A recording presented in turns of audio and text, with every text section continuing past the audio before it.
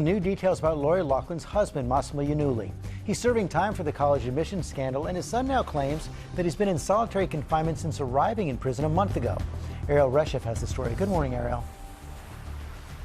Hey, good morning to you, George. Mossimo Giannulli has been serving his 5-month prison sentence in Southern California since Thanksgiving, and now his son says he has spent much of that time in isolation, and he says that is not what his father was promised. This morning, the son of fashion designer Mossimo Giannulli taking to social media to protest his father's 30 days of isolation in California's Lompoc Federal Prison, part of the strict COVID-19 protocols that were enacted after more than 1,000 inmates and staff were infected with the disease earlier this year.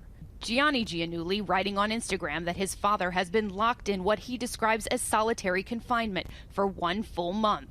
Anything to say, Lori? Giannulli and his wife Lori Loughlin pleaded guilty to paying $500,000 as part of the so-called Varsity Blues scandal, a scheme dreamt up by college recruiter Rick Singer that helped place the celebrity's daughters Olivia Jade and her older sister Isabella Rose into the University of Southern California as rowing recruits, despite the fact that neither had ever been involved in the sport. Loughlin was in isolation for 14 days when she began her 2-month sentence in October. But her stepson now expressing concern that while Mossimo was expecting to serve his time in a minimum security camp, he's instead in quarantine in the medium security prison in a cell and only let out every 3 days for a few moments to shower.